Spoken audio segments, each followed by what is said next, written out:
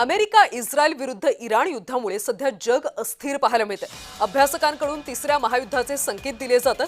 ज्योतिषशास्त्र सुद्धा तिसऱ्या महायुद्धाचे संकेत देते।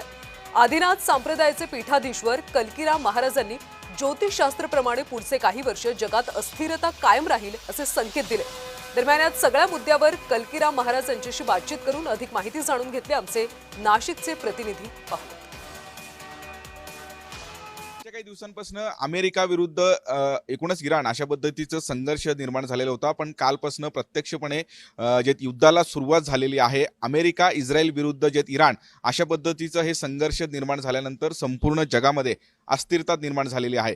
खरं तर याच अस्थिरतेमुळे जगात हे तिसरं महायुद्ध होईल अशा पद्धतीचे संकेत काही अभ्यासक देत आहेत। आणि याच मुद्द्यावर आपण बोलण्यासाठी माझ्यासोबत ज्योतिषशास्त्राचे अभ्यासक आणि आदिनाथ संप्रदायाचे पीठाधीश्वर हे कलकीराम महाराज आहेत। महाराज, अनेक अभ्यासकांनी तिसऱ्या महायुद्धाचे संकेत दिलेले आहेत।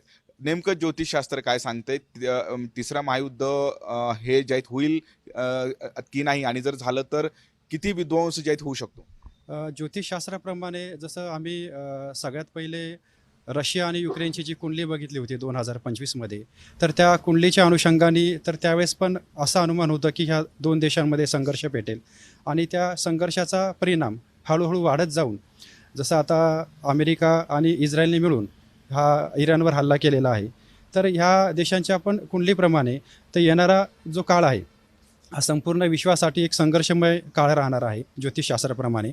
कारण 2026 हा जो काळ आहे ज्योतिषशास्त्र आणि अंकशास्त्राप्रमाणे हा पूर्ण विश्वासाठी एक कठीण काळ राहणार आहे आणि संपूर्ण विश्वासाठी हा संघर्षमय काळ राहणार आहे।